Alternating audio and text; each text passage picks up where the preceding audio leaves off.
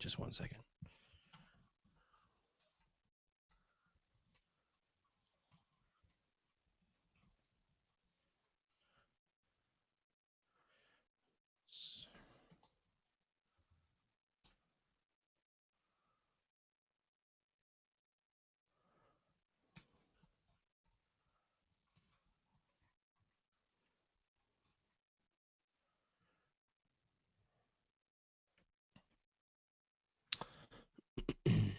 Still going. All right, cool. Here we go. Hello, everyone, and welcome to Linux for the Rest of Us, episode 178. This is a show about all things Linux, whether it be hardware news, software news, whatever tickles our Linux fancy. And by we, I mean, of course, mean myself, Cody Cooper, aka Supercoop. And as always, I'm here with my good friend, the DoorToDoorGeek, aka the Linux Maven, Stephen McLaughlin. How's it going, Door? Hey, Cody. Going pretty good, I'll say. Busy. It's better to be busy than not, my logic. So I will just Definitely. take the punches and just keep moving forward. There you go. Yep, I same thing, busy. Been having some issues with my new PC I built. There's some new parts on the way to hopefully. I hope it's a cooling issue that can be easily uh, solved with a little bit of elbow, aka a better thermal grease, and a new fan on my heatsink. But I ordered an SSD and some new RAM, so as fast as it was, it's going to be even faster. Running all cylinders in about 7 to 10 days, hopefully by next week. And I'm very excited. But in the meantime, I dusted off an old laptop, working great through OpenSUSE 13.1 on it. That's my main podcasting rig now. That's an update in my world, and yeah, that's what's been happening. Very cool, very cool. Yeah, I will say OpenSUSE, it's one of those distros, doesn't get talked about enough. I'm kind of shocked at the level of polish they've been able to quietly pull off. I really dig it, man. Really easy to install most software on it. Haven't ran into any big issues of something I couldn't solve through either their website. They have a great sort of software resource directly at the main page. And between that and going to the command line, getting some necessary programs that I use day to day, it's been cake. I'm running the GNOME 3 version. It works great. Got Kupfer on it. Yeah, it was super easy to install Steam on. Runs all the games I need, but just yeah, working really well. Very cool. Awesome. So right off the bat, in case you haven't heard us speak about this lately, we, and by we I mean myself and Dor and several other Podnutsians, are going to be making the trip up to Bellingham, Washington, the weekend of April 25th and 26th to attend the Linux Fest Northwest. We are really looking forward to it. Even though I live up here in Oregon, right near Washington, I have yet to attend the fest. Martin Obando, the host of Geeksters, has been there a few years, and he says it's great. I hear a lot of good things from the community, and this is the first time Dor will be attending a West Coast conference. Dor, are you excited? No, I never get excited for anything because you never know what's going to happen between now and then. The closer it gets, good stuff. But I don't like flying, so combination uh nervousness because I gotta fly, but happiness that the other end of the flight I'm gonna hang out with a whole bunch of good people. He's excited. He just doesn't want to admit it. And the No, no, key, no, no. The yeah, wife yeah, gets you mad at me. I do no. There's nothing to get excited about because it's 3 weeks away. A lot can happen between now and 3 weeks. I could die about 30 billion different times. I'll get excited when it's on its way, actually, and I'm like hours away from being there.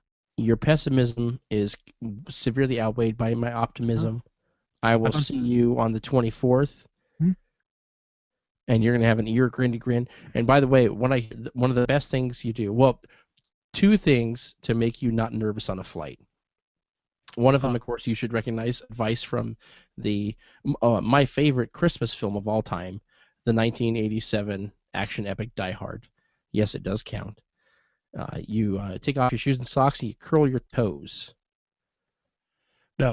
and it takes the stress away. It might make some of your fellow passengers Exactly. nervous and Exactly. or scared, but all you have to do is just not care what other people think about you, and you'll be fine.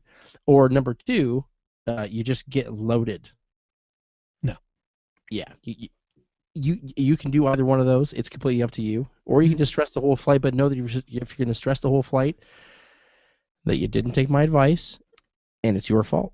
Number one, I cannot get that loaded. I have to stop off in Chicago for an hour. If I get loaded, I'm not going to find my connecting flight. World of trouble, hurt, mental anguish, distress, anxiety, despair, heartache, headache. No, not going to do that. Two, I'm not taking my shoes off.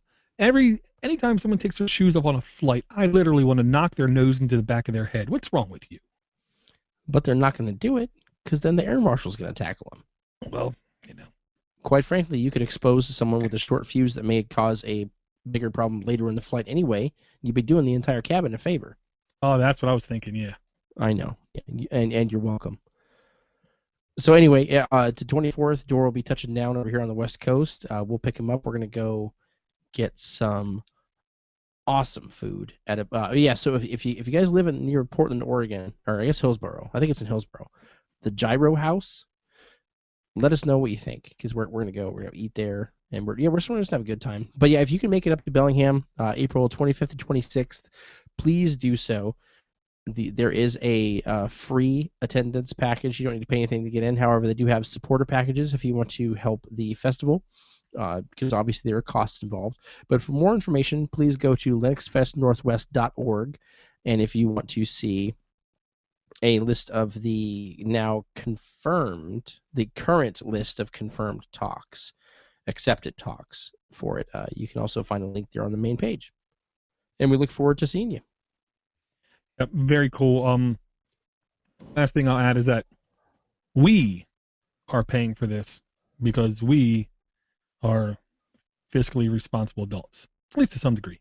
I will say, I highly encourage people, even if you can only make it there Saturday, even if hypothetically you're in Seattle, you have to work Friday, and you're not going to be able to leave until late night and get there late night Friday, early Saturday, like another friend of the network, Steve Sears, thank you very much. Do it, because I can guarantee you right now it's going to be well worth it. I will say, if you've been monitoring their website, their talks have drastically changed, and by drastically I mean completely changed in the last week, 2 weeks. But there's still plenty of really good-looking talks there. I really can't encourage people enough. Come out. I will say, you're going to see at least 10 plus people from the Podnuts Network. Do not hesitate to approach anybody at any time. Say hi, and we can definitely hang out, get a meal, talk BS, sit down on some talks, have fun. It's going to be really one of those weekends that you're going to treasure and just wait for again to come next year. Here. Yeah. If you can make it out, yeah, and Saturday is kind of like the main day. Even if you can't attend all day, that seems to be the day with the meat of the talks, as it were. Sunday's kind of a half day. If you can make it Friday night into Saturday into Sunday, fantastic. If you can't make it at all, we are going to attempt, and I say attempt with the best of intentions, to record some special content and hopefully upload it while we're there, if not shortly after we return home. So if you can't make it out, we completely understand. But as always, we would urge you to reach out to your local user groups and find a fest near you and at least attend one sometime, because they are amazing as far as not only connecting with your local community, but just overall being able to pose questions that you may not have been able to pose online and get help get help in person from someone who is there to help. You'd be amazed at the kind of relationships that you can build at these things. I made some really good friends, got some really good professional contacts there. Overall, it's just a win-win. Yeah, and I'll say the easiest way to keep track of all content being generated from this fest is if you go to twitter.com/podnuts. We are going to try to stream some live content whenever possible, as well, and all of that content will be posted at twitter.com/podnuts, whether it's the uh, live broadcast or the posted broadcast to this show. There you go. Sounds good. All right. So yeah, please check it out. And do you remember? I can't remember. Oh, this is terrible of me. I should have had it written down. But congratulations. I'll just say congratulations to our winner of the Ubuntu phone. It is shipping today or early tomorrow from the post office. I dropped it off, and he will have it soon. Congratulations. And by the way, for those of you who don't remember, this person won the Ubuntu phone, the Nexus 4 with Ubuntu Touch installed, simply by being a member of the Linux for the Rest of Us Club, which you can also join for absolutely free by going to podnuts.com/Linux for the Rest of Us Club. Signing up there, you'll be given some. Eventually, we're working on some special content just for those in the club, but you are automatically entered as a member of the club to any giveaway that we do here on this show just by being a member. And if you win, we'll contact you, ask you for your address, we ship you the item, you win. So we're going to try to get some a response from the winner once he gets his phone. It'd be cool if he could do like a little interview of it and maybe send it back so we could upload. That'd be fun. I'm not going to put any pressure on him, but still. He won it just by being a member of the club. Please check it out. Like I said, it's absolutely free, and we give you updates and enter you in to win prizes throughout the year. Yeah, absolutely. I will say, starting next show, we're going to be giving away some Beagle Bone Blacks. I am going to send out an email to the entire club asking if they wanted to be opt-in to this contest giveaway, because I'm going to guess not everyone out there wants a Beagle Bone, so I do not want to give it away to someone who does not want it. Right. Yep, we might as well be giving it out to people who would rather use it. Because I know that, I mean, if I had one, I'd totally use it. But I would rather not, especially something like that, because that is more of a, it's more of like a homework gift. Like the comedian Jim Gaffigan would say, you give some people a book and they're like, oh yeah, as a gift, so like, oh great, I'm gonna read this book. If you give someone a Beagle Bone, if they're not used to playing with single board computers, they might think, oh great, now I gotta go learn this or something. But yeah. Right. Yeah, and I will tell people, do not forget, even though other hardware manufacturers are not really hardware manufacturers, neither is this one, but throw out the announcement of a brand new Intel NUC Reum branded.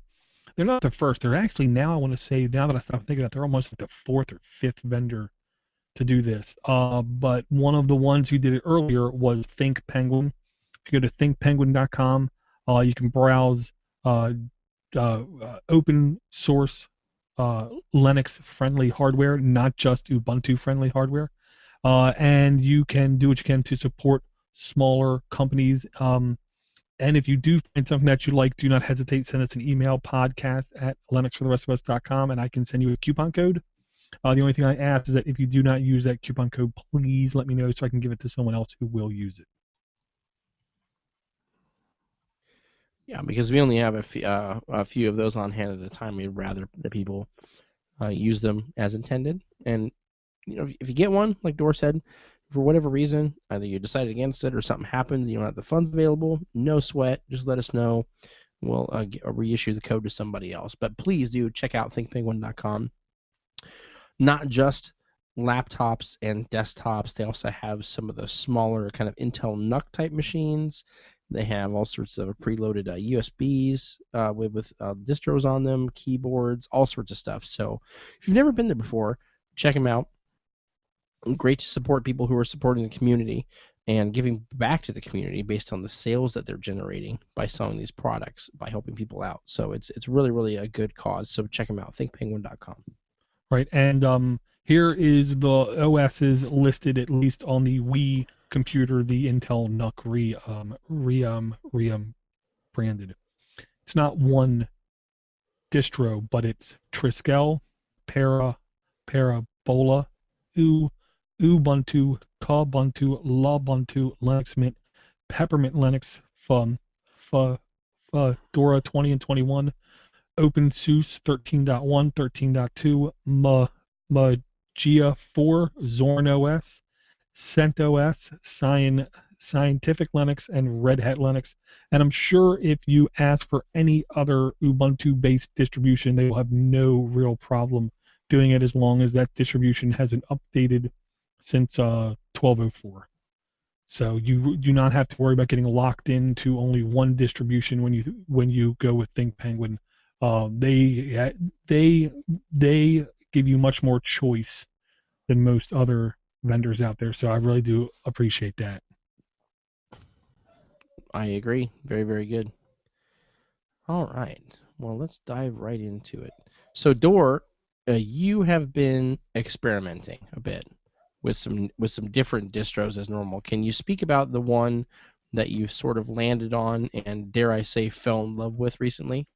Well, first off, I want to give you a quick history. And the quick history is since around 1204, I've been a stickler for sticking with um, distros based on Ubuntu. And the one I found back then that I really liked was High Bride, Hybryde, which is a French-based distribution um, that really changed the default desktop drastically, but then gives you the unique ability to come at least compared to most distributions, to actively switch your desktop interface without logging in and without logging out. So it's basically a seamless transition when you want to switch from GNOME to KDE to Mate to Cinnamon to Xbox to Flux. And with your normal distro, you have to log completely out, close all applications, change your session status, and then log back in. Well, with HighWrite, it was very easy. I used that for the longest time. The 1204 distribution um, um, version, which had technically a Compiz desktop, which was super, super light. And then they switched it a lot when they went to 1404, and I kind of fell out of grace. So then I was using Ubuntu and GNOME Ubuntu for a while. But then I found another distribution, and what I'm kind of shocked is it's another French-based distribution. It's called Voyager Linux. Now, I didn't find this, quote unquote. I've heard about it on and off for years from primarily Jeff Owens was the main guy I know who has used this distribution in the past. And I remember him speaking very highly about it, but he never went into much detail. He just said, "Oh, it's really clean, it's really fast, it's really smooth." But he didn't say much more else about it. Now, I will say there is multiple versions of this distribution, which it doesn't help the confusion because when you go to the website, first thing that has to happen is has to translate it from French. Okay, now after that, the main versions that I know of that they have on their website is Live Voyager 1204 1310, Live Voyager 7 based off Debian Wheezy, Live Voyager 8 based off of Debian Jessie. Then there's Live HD Voyager, Live Voyager 1404, Live Voyager 140403, which is just a red version, and then there's Live Voyager X. Wow, not confusing at all. I went with Live Voyager X, and I went with Live Voyager X because it has a seamless integration with XBMC. And I keep telling myself I need to give that a fair shake. I've been using Plex for I don't want to say far too long, but I've been a exclusive Plex guy for a very long time. So I need to give Voyager a try. If you're watching the video now, what you can see is I have a quick RDP or VNC session into my desktop. I've done just a touch of customizations, but you have Mint style main menus. You have Unity style launchers built into it. You even have built into the distribution, dare I say, Kupfer style launchers as well. And not just the launchers. You have your plank bar off to the side, a very pretty interface to launch applications. And over on the side here is where you got your special XFCE panel, where basically just one click and you have yourself Cody up and running without any extra special tweaks whatsoever. Um, I would like to do a little video on Voyager, hopefully later, showcasing some of the things about it. I will just put it like this. This is the most heavily polished, user-friendly, full-featured XFCE distribution I think I've ever seen, period. These French guys, I say, make good stuff. And what's funny about the genesis of all this is that this was this was almost 3 years ago. Jeff Owens installed Voyager Linux because he, for whatever reason, thought that I was running it and got the impression that I installed it and really liked it. Yeah, there was two we talked about back to back, and I can't remember what the other one was. But at that time, we mentioned both of them, and then you said, "Yeah, I like it a lot," and you were going on about it. The one, Right. and he thought the other, and yeah, Yes. But yeah, he boxed me one day for some basically tech support on it, and I was like, dude, I've never installed that. And he's like, what? Are you serious? I've been using it right. for 2 weeks, thinking that you installed it. I was like, no. But yeah, Well, even back then, very very good options, very very slick, and I'm glad to hear. And honestly, I'm thinking about installing it just based on what you've been telling me, because seamless integration with Cody, aka XBMC, that and the customized launchers that have somewhat like a comfort capabilities, and just the fact that it's XFCE, it shouldn't be too heavy to where it couldn't run on most systems. It right. sounds really good. Oh no, no, it's silly full light.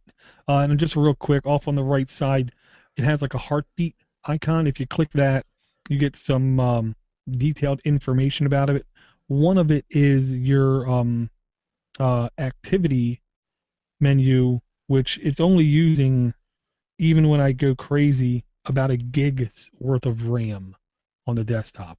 Wow. But like one of the stupid things that this has built in, with basically two quick clicks, you can see in detail the complete hardware layout of your system, and what drivers are loaded. You can see the exact model of a processor, RAM, the model of the hard drive, network That's information, audio. nice.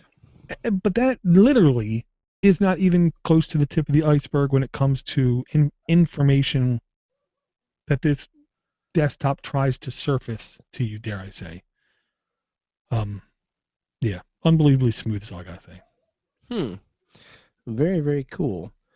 How long have you been running it now? 5 days, maybe 6 days. Okay. Okay. Cool. Cool. Cool. Well, please keep touching base with us. Let us know. Maybe give us. I mean, you already gave us kind of your first impressions. Maybe we can give it 30, 60 days. You can kind of do a more comprehensive review. You were saying how you might be interested in doing a video on it. That would give us some more information. But overall, definitely dipped your toe in and you like it so far. Right, and I'll just say, think it's.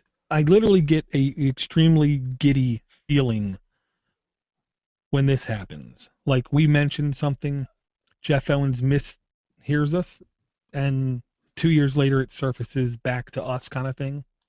But I've seen this a lot here recently. I've seen many people say, "Wow, I found this application, and this thing is awesome." I'm thinking to myself, "Yes, me and Cody said the same thing about 2 years ago when we brought it on Linux for the episode, Linux for the rest of us episode, 40 or whatever." The example I'm going to use is NitroShare. NitroShare is an application we brought well extremely more than a year ago. This little stub application you install on all your computers on your network. Then it lets you easily, quote unquote, copy files over your network without having to be a network admin. Um, but literally, almost 2 years ago is when we brought it. But I've seen at least 3 postings in the last 2 weeks where people say, "Wow, this is awesome." So I just think it's kind of funny, not funny, haha, I guess. I completely forgot about this, and I'm reading it now. And yeah, this is an awesome application. This would be great for so many different things. But my initial reaction to it, I'll just read the synopsis. Okay, NitroShare, a network file sharing application that makes sending a file to another machine on the local network as easy as dragging and dropping. So, for instance, if you had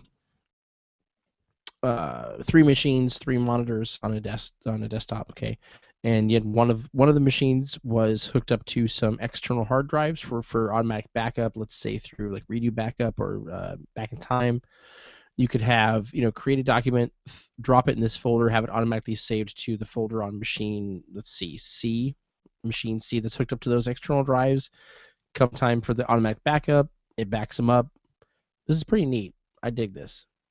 Right. And I'll say one of the other pluses to the application is you can set it to where every time you push a file, you can wait to get um, the okay from the other side. So you can set it to where it will just not blindly accept everything that's given to it, or you can just set it to just be an open shelf that you can load from a different computer. The options it gave were really nice, and basically this is using the iTunes technology of network discovery that I can't remember what it's called, and it's technically open sourced. I can't remember. But yeah, it's a really nice application where if you don't have yourself a home server and you want to get files all over your network. Very good. Very good. And what I wanted to bring next, one of those things, it was a very quiet update in my browser. And, I'm sitting there just doing. And then all of a sudden I realized, the hell? And I literally started getting upset. I took offense. What in the hell is this icon up here? Who put this icon on? And I literally felt myself starting to get upset, like almost violently upset. Who put it? And I'm thinking to myself, did I get? And then I started thinking, wait, did I get an infection? This is fantastic. And I start playing with it, and I put my mouse over it, and it's just called hello. Like, this sounds just like a virus. This is great. And then I click it, and then I'll figure out, no, it's not. This is a Mozilla application. Now, we have talked for at least a year on this podcast about WebRTC. WebRTC is like saying P2P. It's like saying HTTPS. It's a protocol. It's something applications can use over a network. WebRTC allows for live streaming of video and audio, and when you do it right, you can also transmit basically like live file systems across the network, like file browsers kind of thing. It's a very interactive, dynamic, Ajaxy thing, okay? WebRTC utilized right with a correctly coded interface right is a complete replacement for Google Hangouts or for Skype. Period. That's it. It is. It works great. It uses multiple open codecs where it can use like Opus, and it can use Speaks, and it can do very clean audio over the network. Unlike Skype, which is now probably using like a 10-year-old codec that they just keep iterating. Google Hangouts audio has gotten a lot better, but every time I use WebRTC, the audio quality is second to none. The bad thing about this Firefox Hello is it can only be between 2 nodes. So if I wanted to talk to Cody or talk to Jonathan Adu or talk to my wife or talk to somebody else, I could, but nobody else can join that conversation. So that's the limitation to it. And it's literally as simple as clicking the icon and you send somebody a URL link. They send the link, it instantaneously just opens right up. No work, no effort, and voila, you have yourself a live video stream over the internet. So it's just one user to one user. Then we can't do like a group chat. Is that what you mean by that? Yeah, maybe you will soon, but not right now. Right now, it's just point to point. It's just 2 points having a conversation. You can enable video, enable audio. If you're really good at your PAVU control or other Linux subsystems, you can actually redirect where audio is coming from very easily, or where audio is going very easily. So it should be a good thing. Now, here's the best thing about WebRTC. You're not reliant on a third-party web server. You own the feed. When I connect with Cody with this, it's literally a point-to-point me to Cody. There's no servers involved. There's no worrying about load on some other place. It's just me to him. So it's a pretty stable connection in my experience. Yeah, it looks neat. I have yet to actually try it. Have you tried? Have you had the opportunity to try it with anyone yet, Door? Uh, I try it with myself. Let's stop that story right there. Hmm. Okay. And I'll say, this is the kind of thing, it's literally been coming for months and months and months. Sorry, uh, it's only going to get better. It's only going to get more solid. It's only going to become more popular as time goes on. It is going to take a while for this to actually catch on, for other people to know about. But trust me, Firefox, it's lost a lot of market share here recently, I know. But this is the kind of thing that I really do believe can help it come back a little bit. Yeah, you have people that previously were trying to migrate off of, Microsoft platforms, saying, "Oh, it's just a big company. They're mining my data. They have too much of a stranglehold on me." And then some of those people migrated to Apple, and then same thing. They want to get away, and then they sort of get looped into the Google ecosystem, and now people are going to migrate from Google to somewhere else. And if you look at, I don't want to say the stranglehold, but some of the services that Google offers, Gmail, Google Music included, Hangouts, they're very enticing. But for someone who wants to use Hangouts and who obviously doesn't want to use Skype for various reasons, and who doesn't want to use Hangouts, this is another great web chat option for them, which is absolutely free, which they just use in browser as long as they have, I believe, I know the current version, which I believe is 34.0.06, at least for Linux. But you have the current version of Firefox, should work just fine. You'll see a little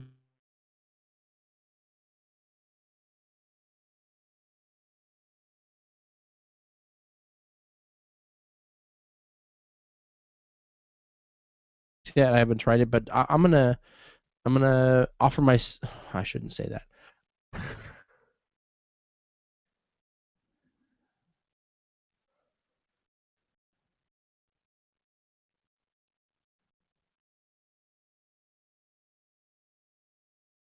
Email and or copy link. Then you just either click email and then your default email client opens up within the body already having that URL, or you just hit copy URL, then your clipboard has the URL, then you go someplace and paste. The other person, as long as they're using Firefox and clicks, it's going to work. I think it might be Firefox 35. That might be the quote unquote version you have to have in order to get this to work. Okay, maybe I was thinking 36.0.04. Anyhow, and regardless of this, if you're not running the current version of whatever browser you're using, stop. Do the updates. There's a reason why they're updating it, and most of them are either for security reasons or functionality and new features such as this. So definitely keep up on that. Absolutely.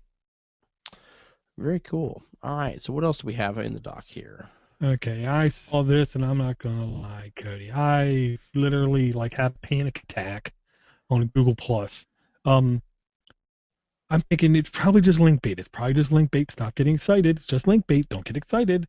The label of the article was Super Mario 64 remake comes to Linux, Mac, and Windows PC thanks to Unity. Okay. Okay, okay, Super okay. what? Super Mario 64. Super what? Exactly. Super Mario I thought 64. it was Super Mario. No, it's not. What part of the world do you live in? This is America, son. I, Super I Mario. I live in the world where I listen to him say his own name, and he doesn't say Mario. He says Mario. Yes, because he's Italian, but we live in America, so it's Mario. Um, Mm. and it was a little bit of a clickbaity thing because it's not Super Mario 64 remake. It's the remake of the first level in the castle, and it's basically only a one stage. It's a one trick pony. But. So there's no walking around the castle. There's no talking to Toad. There's no, no. You just hit start, and it's like you're landing in the first level. And I will say, unbelievably smooth experience. I literally have a Nintendo 64 USB gamepad. I plug that into my computer. When you launch the file, first thing it does is it asks you, do you want to use your keyboard or map a controller? Well, I'll map a controller. And it just said up, up, left, left, down, down, right, right, jump, this, camera, camera, camera, camera, camera, duck, and hit go. And it worked exactly like I remember Super Mario 64 working on the N64. I was blown away. And I will say that, well, it's also not officially supported by Nintendo. That's Well, beside the point, obviously. But anyway, but okay, that aside, I would say that as a game development platform, and I use that loosely, Unity tends to get a lot of flack yeah, as kind of being the the the Fisher Price, dare I say, the Fisher Price game development kit, because a lot of stuff is done for you. It's shiny, it's easy, it's neat, but it at the end of the day, it doesn't matter what tools you're using as long as the output and the result of that work is good. And you can still do good work within that environment. And it's cool to see these developers use Unity for interesting things. Like, for instance, I'm almost positive. Yes, I am positive. Have you heard of the game Pillars of Eternity? yes,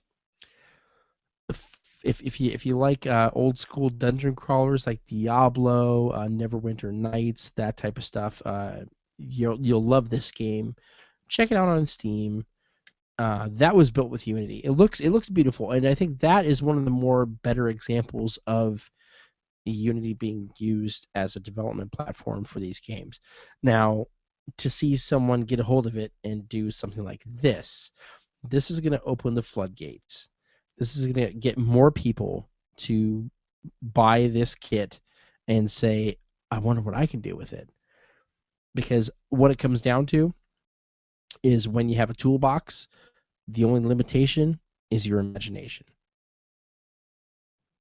testify. Yep. And just seeing this, even though it's only, even as you said, kind of a limited experience within Mario 64, they still recreated parts of Mario 64, and Yeah, we could play it on Linux. I mean, shake it however you want. That's still cool. Period. yeah.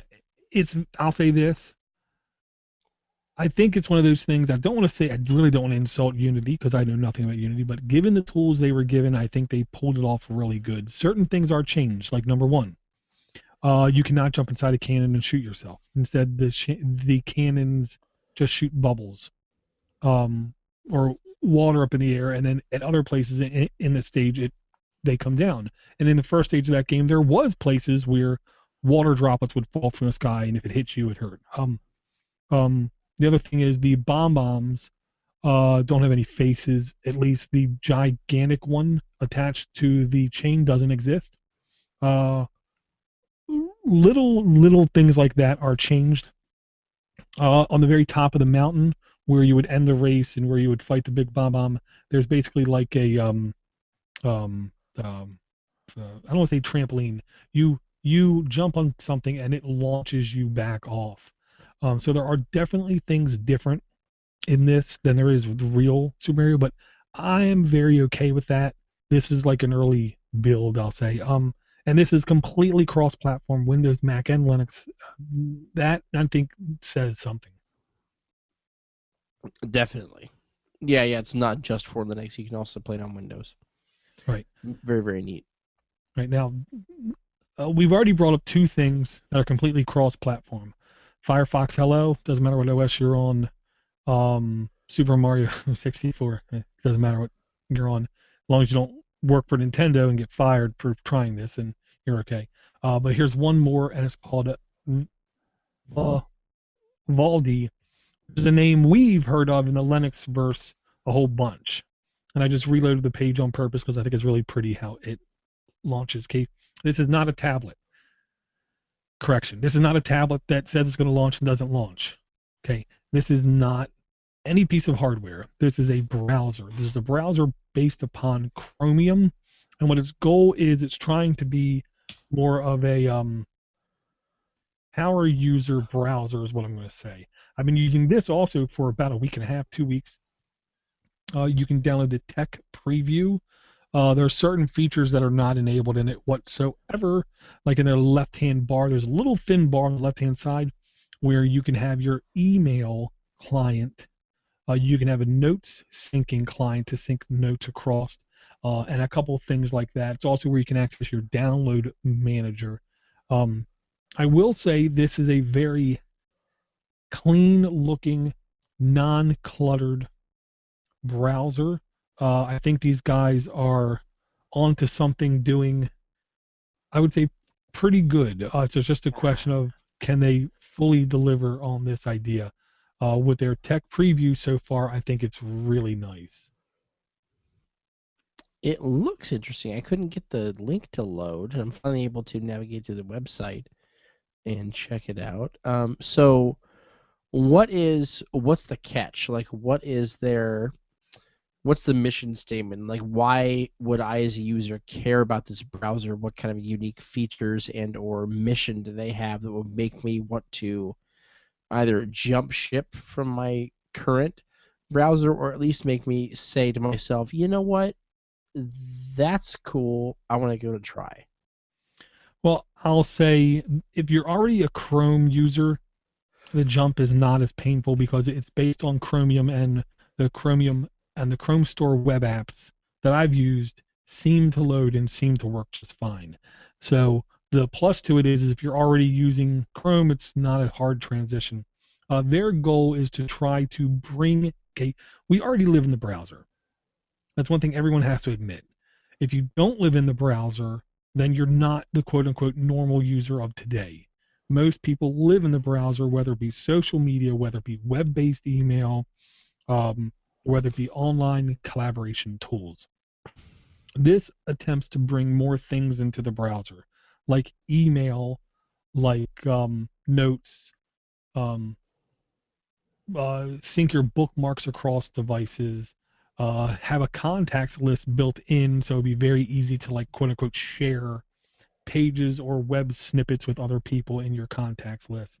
Um, and just, I would say, clean up the interface a little bit. It is a very square edge, non-rounded corner interface. One of the stupidest things that I actually like is that some of the Chrome, quote unquote, around the browser changes color depending on what page you're on. So if you're on Google, it's mainly blue. So the border will change to blue. Huh. If you go to um, Reddit, it will change light blue. If you go to, just insert name of site here, and it's going to slightly change the color of all the border. So it's That's definitely, interesting. yeah, so it's definitely a different looking browser, but it also functions a little bit better. Like its home screen, the default home screen, the speed dial type screen. I think they do that really nice. Again, gorgeous looking, really good looking, really clean looking. Works really fast. Have never had a freeze, a lockup, anything on the thing. It just freaking works smooth. Um, I'm liking this. I will say that. I've been using Chrome for ever since I basically got a Chromebook. Chrome has been my primary browser, so it's not really much of a shift for me to start using this. Huh. And let's see. Yeah, so Vivaldi.com. Vivaldi.com. Definitely check them out. Oh yeah, I'll install it and give it a try. Sounds interesting. And I'm looking at the website, looking at the team that's assembled, kind of some of the messages they have on there, and I like seeing like-minded people coming together and creating a product like this. I don't know if necessarily fills a need, but I'm always an advocate of trying an alternative to your normal tools. For instance, for the longest time, I was just using the stock browser on Android, which was just internet browser, and then shortly thereafter, Chrome became kind of the default. But recently, I've been using Dolphin, which Doors used in the past. They even had the developer of Dolphin on Android App Addict, and I gotta say that has become a much more mature browser on mobile, and I like it a lot. And if you're never gonna know exactly what features you're looking for in a browser until you kind of dip your toe in to a number of different ones and just see what they offer and what you do or don't like. So Yes. definitely, I would give Vivaldi a try. Right, and I'll say here's the good thing about it. And I agree with Cody, unbelievably spot on. You don't know what you got till it's gone, nor do you appreciate what others have until you see it. There's no Yes. way, and I understand settling. Everyone settles once in a while, and I used Chrome the last time for like 3 years. Didn't even look at Firefox. Now on every computer, I try to keep at least two browsers installed and literally actively switch back and forth between them at least once or twice a week. So trying things is always fun. Um, this next link I have to bring up because there's this guy, named Seth who does really good stuff. This is over at opensource.com. Opensource.com is a very friendly, and I'm going to say honest on a lot of different levels about open source technologies. Not everything they post is about how open source is so fantastic. What's wrong with you, you idiot? Kind of attitude. A lot of it comes from a very unbiased attitude. I'll say very, very honest about how technology works, when something works good, how something works good, why something works good, and then why it doesn't.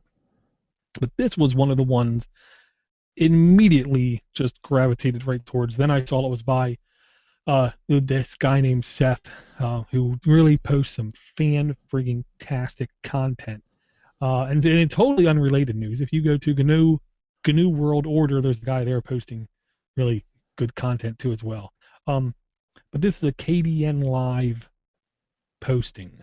Very well verbed and explained on how to do split screens with KDN Live, not to mention exquisitely documented the process with good screenshots that when need to be are very zoomed in on what you need to worry about, and when needed to zoom back out to give you the big picture. Um, this is one of those things that when I looked at this, glanced at the whole process, I thought to myself, this guy makes this kind of thing seem too easy. I would be terrified to know how much time Seth has spent in video editors in the last 10 years. Right. Because there's little doubt in my mind, if there is such a thing as a multimedia solutions expert or multimedia solutions architect or media solutions provider, he is it. He is the epitome of it. He is what if you want to be that, base all your knowledge off of what he knows, because it's obviously the right thing to know, kind of thing. And his delivery, I honestly think, is literally second to none. Um, this was a great article. I had to bookmark and keep in my stream, and I'm really mentioning it on the show for a very selfish reason. It's so in 1 year or 2 years, when I say to myself, you know, somebody did a thing on split screening and KDN Live, and I really need to know how to do that now. Oh yeah, google.com site:podnuts.com space split screen KDN Live, enter, and voila, notes are gonna surface, and I'll be able to go do it. That's it. This is all selfish endeavor. He's just trying to gain a database of links in order to serve his future purposes. But Right. what I will say is that as a video editing platform, as a non-linear editing video platform, KDN Live is really, really solid. They have continued development, made some great strides within what they offer to the end user. And as a user of personally, as of several of these over the years on multiple different operating systems, it stacks up and it's stable. And to see someone like Seth Kenlin, for those of you who didn't know his last name, if Dor didn't mention it, Known as blind. that's okay. Um, Post this among many other different neat things you can do with it. Kudos to him, because when it comes to video editors and even audio editors, what I've always told people is get what you can, but if you can get something that may seem a little bit more advanced than what you need to use, get that anyway, Yeah. because you know just as well as I do, and many people can relate to this as well. When you're looking at getting a piece of software for task, whatever it is, for instance, let's just take it as an example, Microsoft Word. Most people don't use 97% of the options of Microsoft Word. They just need to create a text file, export it to PDF, and send it off, or export it to .doc or .x, and that's it. That's all they need to do. Same thing with video editors. You can get a video editor with all the bells and whistles. You just need to simply line clips up, do a fade in, fade out, maybe add some music on in a music track. That's it.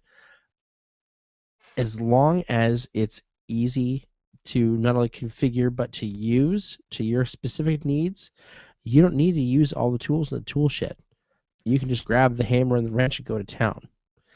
So get something like this. I've seen some of the lower end video editors. Speaking of just video editors in particular, and they are frustrating, They're very low especially end. especially the video editors that come on the disc from the company that you bought your camera from. That just makes me want to scream into the void. It makes me so angry because then you get locked into that video format that you've recorded on the camera. I could go on about that for hours, but KDN Live, give it a try. And if you want some tutorials or some ideas on how to use it or how to do specific things with it, check out Seth Kenlin, because he seems to have quite a bit of content on that specific matter. Yeah, and I'll put it like this: when I was young, literally, um, I was the guy who didn't talk a lot. My excuse was because I had a really bad speech impediment, but in reality, I literally wanted to learn as much as possible. And one of the things I remember learning, maybe at the age of like 9 or so, 10, was if I want to get any better at basketball, I cannot play somebody who's worse than me. I'm never going to get better, ever. If I can find someone just better than me to play, Right. because then it forces me to just play a little bit better. Same thing with the video editor. If you've never used a video before, I highly encourage you use something like PITIVI or Yep. Windows Movie Maker, just so you can say, oh, okay, now I've used one. Now what's better? And then this is going to be one of the ones. It's not super difficult to grasp, but how far this one can take you, I think, is pretty far into the process. I'm sure there's many of them out there that are much better than this editor, but to me, this is the one that has a good balance of flexibility, easiness of use, but powerful of what you can get out of it. The only thing I will say that is the only hang up with it depends what distribution, what spin you install it on will directly affect what you can output to. So what I encourage you is if you're looking for this one very specific output, whether it be MM or H.264 at 1080p, first first load it on a live version of whatever OS you're on. See if it has that support. Because if it doesn't have that support, to me, for the newer guy, that's one of the hardest things to figure out how to add to a distribution. Very good point. Very good point. Yeah, it's It's nice and fully featured. It's definitely not the highest of high end because then you get into um, I can Lightworks. just yeah. Well, when you talk about high end video editors, I mean you're talking about um, almost a full audio editor inside of it and all sorts of color correction. I mean color correction down to the minutia of color correction. That and obviously, much like Dora mentioned, all sorts of different recording inputs and outputs depending on what kind of device you're using. But really, when it comes down to it, for even small independent projects or home movies, you literally just need to do simple transitions, cuts, maybe a fade in, fade out of some audio. That's it. But much like, yeah, I totally agree with you, Dor. Use something that's going to test your ability and that's going to make you better, make you curious, because once you have something like that, you're not complacent. You're not just sitting there running through the motions in a certain piece of software or a certain, tool set. You're actively getting better because you're trying the different options in front of you. Right. Yeah, and really quick, there's one more link from opensource.com I really had to bring up. Okay. Audacity is one of those tools. If you do anything with an audio file, Audacity can help you with in that in that process. It's almost a given.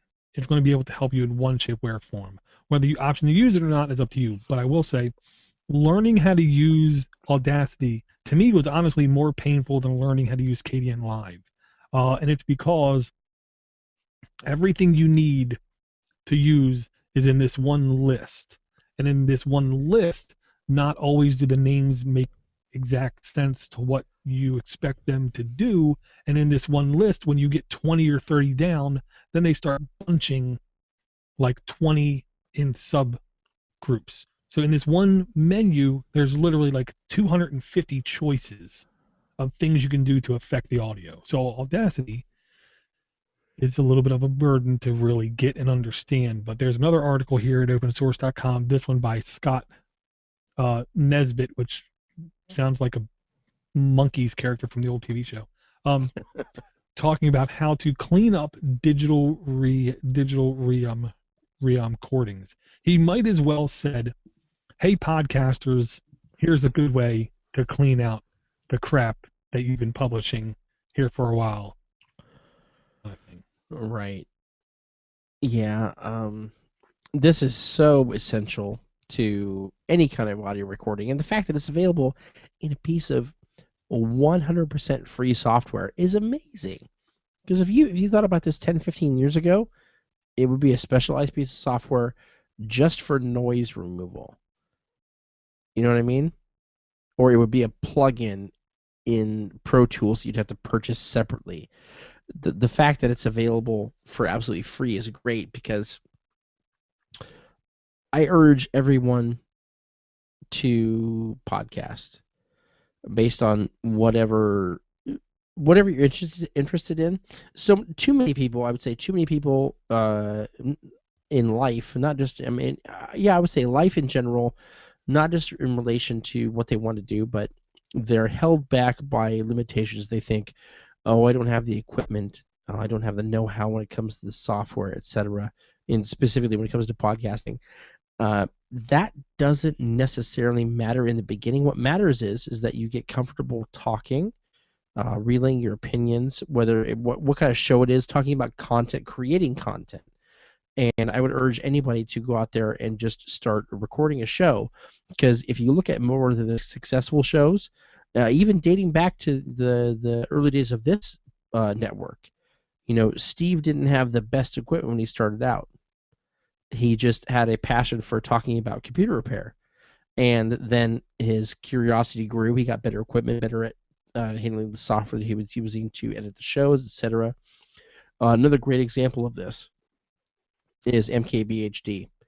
If you look at some of his early, like his first YouTube reviews of hardware, it is painful to watch. And I'm sure that even as himself, he can look back at that and just go, oh my God, what was I doing? But the reality is what he was doing, is he was putting himself out there and he was getting better. And he was learning.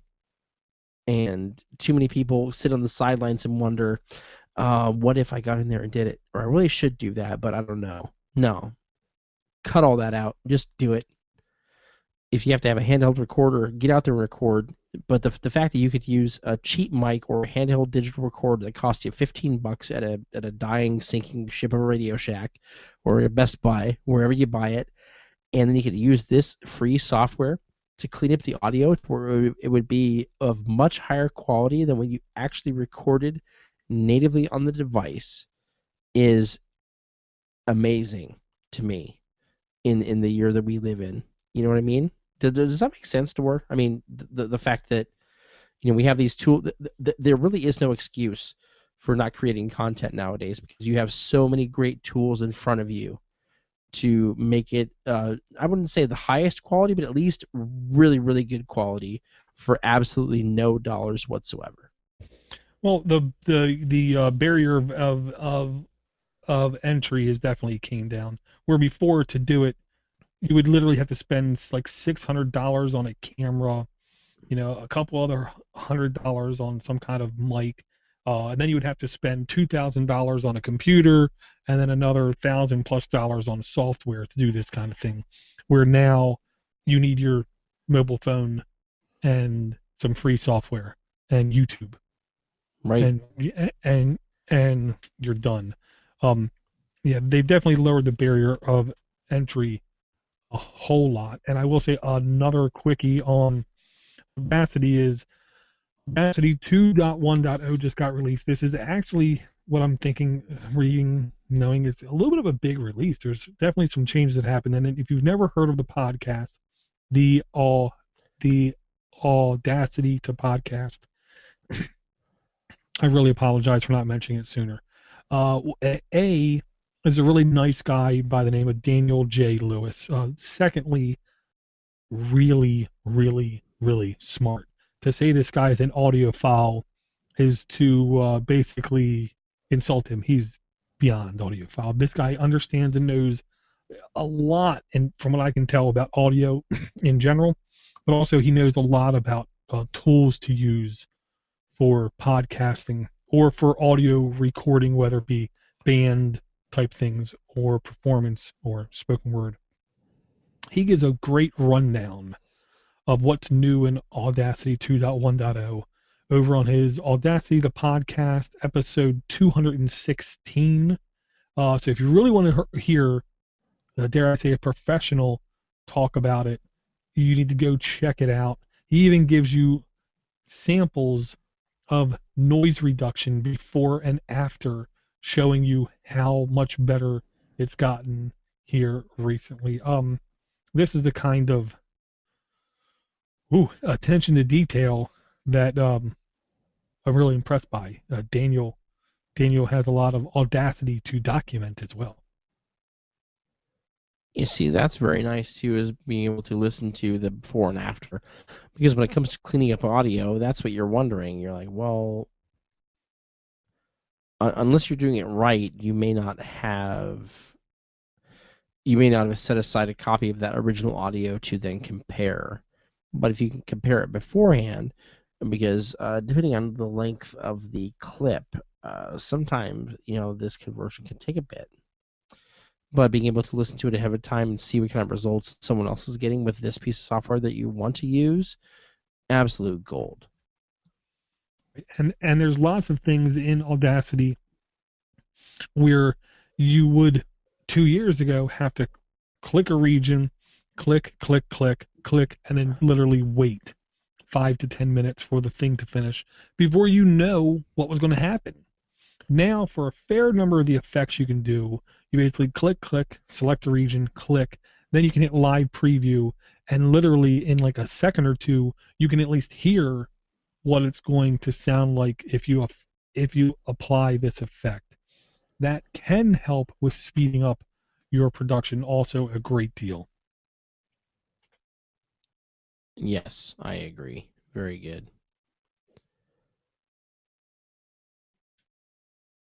Okay, let's see what else we have.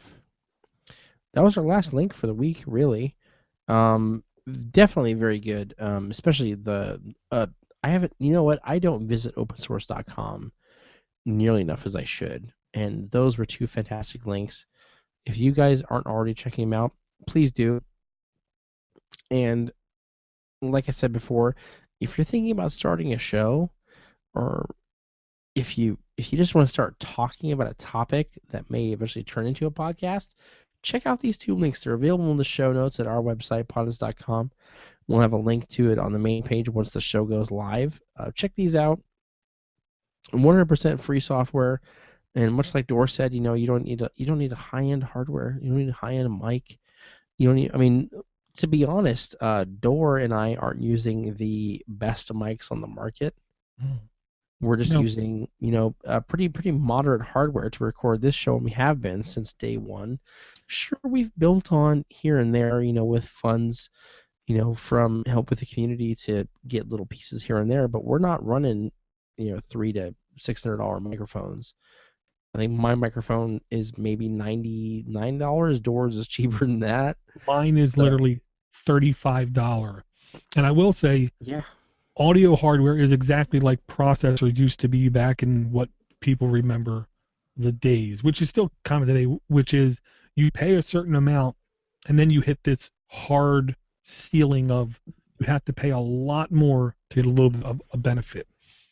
If right, me and Cody upgrade our mics, yes, it's going to sound better, but versus how much it's going to cost versus how much better it's going to sound, it's hard to nope, justify that kind of money right now. Even if we had the money, we don't know if we could yes. justify it because, to be honest, I think we sound pretty good. Yeah, there's a microphone. I'm a big audio geek, and there's a microphone that I've wanted for years.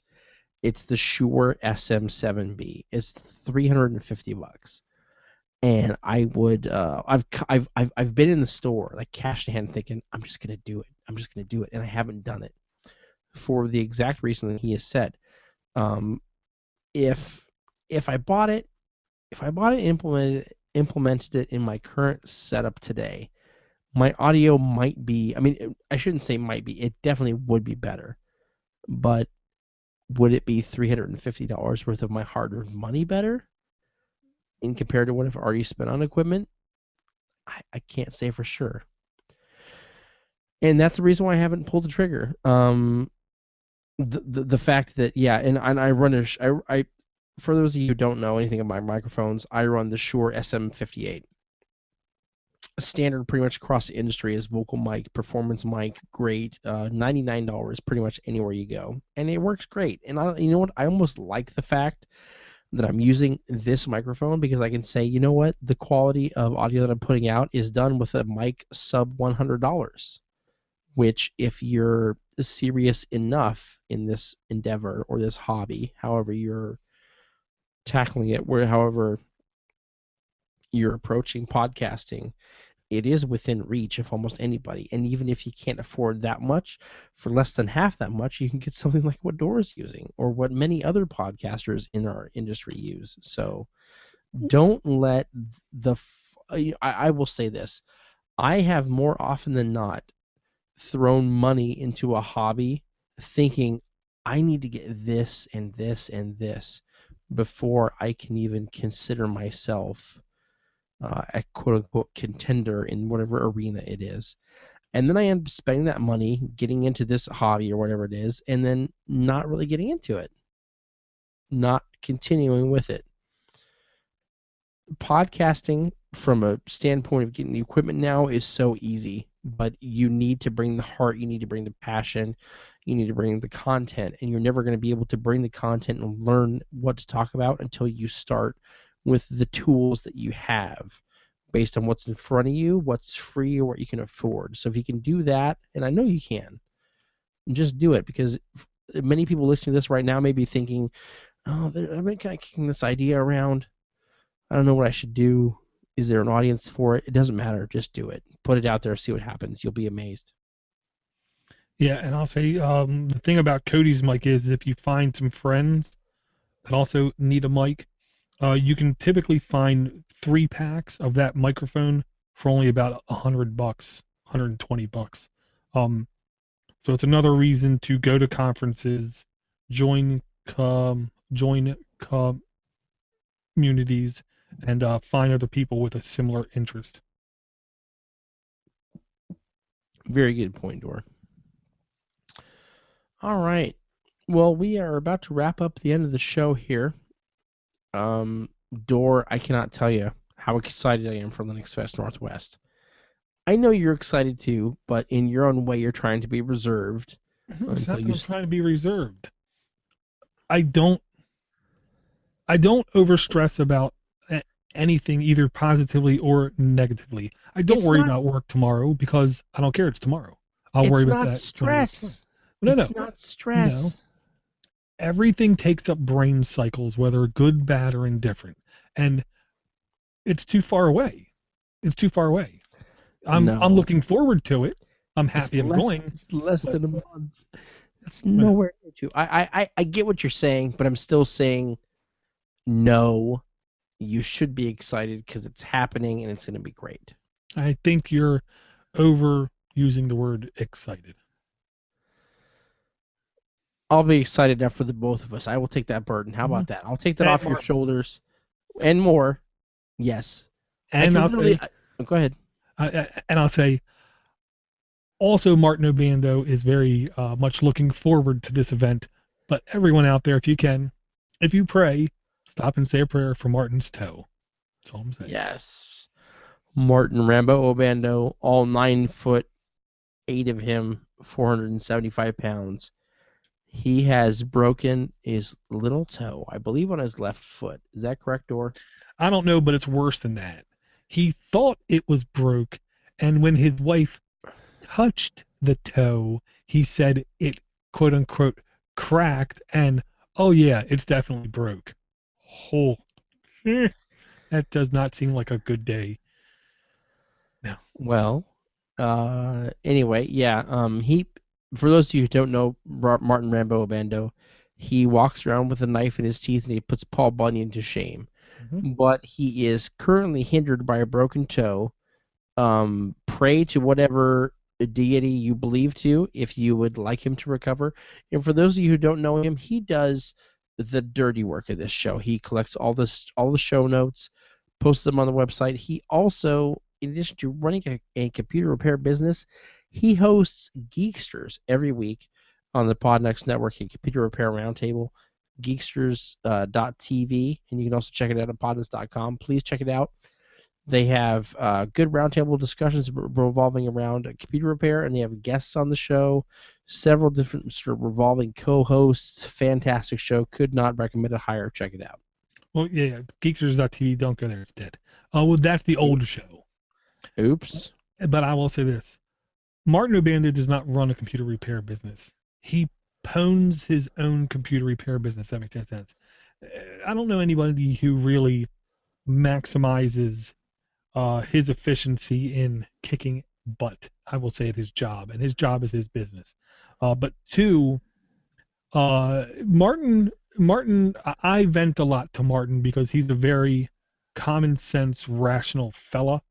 And once in a while he vents to me. I will say this: part of my sanity, I personally owe to Martin Rambo Bando, one of the best guys I've met online. Really nice guy, and I encourage people, if you haven't listened to Geeksters in a while, go check it out again. Trust me when I say this right now. Good stuff, good people, good conversations. Most definitely. Awesome.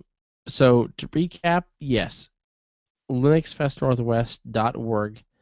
Very excited. Also very excited about was it Aaron or Chuck?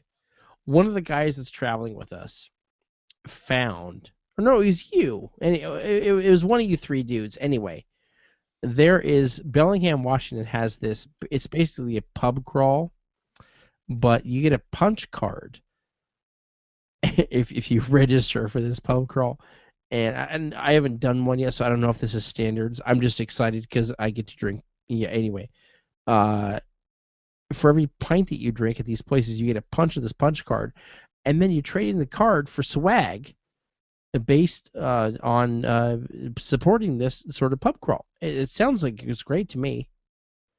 And if only I had something like this in my earlier days, I would have a lot more T-shirts and bottle openers and letter openers and maybe pocket knives emblazoned with the logo of said organization based on the amount that I drank before. But just can't wait to get out there and just have fun with the guys. And I'm really looking forward to a lot of the talks at the fest. If you haven't checked it out yet, linuxfestnorthwest.org. Check out the accepted talks. There's pretty much anything for everybody there. It's going to be a good time. Absolutely. Cool. So, Dora, where can we find you online? The easiest place to is on Google Plus. Just do a search, all one word, DoorToDoorGeek DoorToDoorGeek, and you can find me. If you want to keep up with just the media that gets published, it's twitter.com/podnuts. If you want to communicate directly with me in a non-social media environment, just go to podnuts.com, click on the contact button. That will send an email to mail@podnuts.com. Sounds good. Sounds good. If you want to contact me, please send me an email to Cody@podnuts.com. You can follow me on Twitter @Cody Cooper or search for Cody Cooper at Google Plus and find me there. Follow me. I post all kind of content throughout the week, and we can start some conversations based on pretty much anything.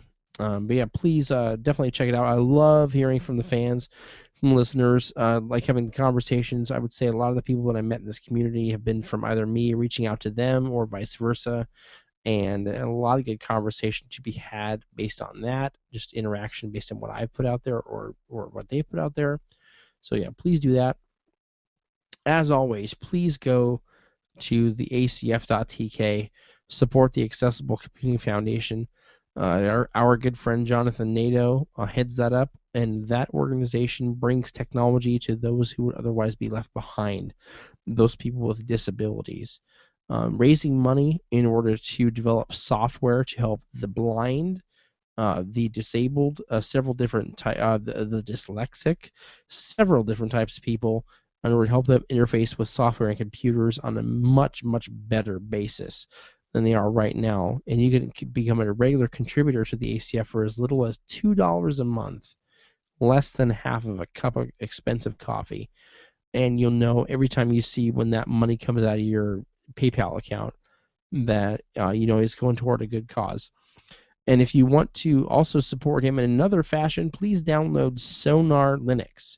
That is his custom GNU Linux distribution, which is implementing a lot of the software that they are developing in order to help people with disabilities. If you know someone that has impaired vision, is completely blind, dyslexic, has different motor function disabilities, please check it out. This distribution is absolutely free, and it's based on Arch Linux. Based off of Manjaro, which itself is based on Arch. So you will be just supporting him by downloading it and potentially rolling up bugs, or just giving him an idea of what kind of experience you were having. It's a fantastic way to contribute to the community, and we appreciate it. Also, once again, I have to thank everybody who is using the podnuts.com/Amazon and podnuts.com/eBay links. You guys are absolutely rocking it. If you haven't tried using these already, it's very simple. You just simply navigate to podnuts.com/Amazon if you want to make purchases on Amazon, or podnuts.com/eBay if you want to make purchases on eBay, and you're going to see the site as you would normally. However, by using our affiliate link, we are getting a little bit of a kickback for the purchases that you were already making, and that money is going toward funding the costs of the show, among many other things throughout the network, including us procuring items to give away through different shows such as Android App Addicts and our show right here, links for the rest of us. So thank you very much for your support with that. Like I said, it doesn't cost you a penny more than what you would have already spent on that site anyway. Please check out podnuts.com/Amazon and /eBay. We do appreciate your support. Yeah, and I'll say, you guys who have been using it are the reason, A, we don't have to spend a lot of time on the back end tracking down sponsors. B, we don't have to do promotions in order to be able to afford to go to conferences. C, when we get to conferences, we do not have to worry about giving out swag. We can. We can give out some swag. Why? Because we're giving back to supporting those who support us. But 4, you guys make it to where the only sponsorships you've ever heard, basically, for a while on Podnuts are vendors who've contacted us and that we have basically filtered through. I feel very safe with saying over 30% of the people that have approached me as the owner of Podnuts have been turned down because we are not going to sponsor them, because we do not want to sponsor them. And thanks to you guys going to those affiliate links, we don't have to feel the stress of, well, if we don't take this person's money, how are we going to do X? How are we going to go to B? Kind of thing. So you guys are literally enabling us to focus on the content, focus on the community, focus on the conversations, and focusing on delivering a great product, not interrupting every show every 10 to 15 minutes to mention an advertiser. And I really cannot thank people enough. And if you appreciate not hearing the podcast stop, not seeing a website filled with ads, not being constantly reminded to go check out this other link that's not really show topic, then keep going to that website. Keep going to podnuts.com/Amazon. Keep going to podnuts.com/eBay. Because every time you do, you enable us to just worry about the content. And we thank you for it. We really, really do. It does help us out. All right, everybody. Once again, thank you very much for listening to the show. We hope to see and hear from you soon. If you'd like to send us an email to the show, please send it to podcast@linuxfortherestofus.com. And if you want to send in a voicemail, which we haven't received many lately, please send it to 7076-PODNUT. That is 707-676-3688, if I'm correct. But send it to 7076-PODNUT. That's the easiest way to do it. I guarantee we will get it that way. And we're looking forward to getting a show soon. We can talk about specifically address your emails and voicemails, because we like to hear from the community. We like to hear what you guys are thinking about the show, and we love your feedback. So please give it to us. So thank you very much for listening to another episode. We are well on our way to 200. We are not stopping. Hopefully, those of you who have been listening lately understand that we are back on track. We've been very consistent with our episodes. That is not a fluke. We are continuing full speed ahead with this show. We're not pod fading whatsoever. We really do appreciate all of your support. But please remember, the most important thing is that Linux is not just for the rest of us. It is for all of us. Good night.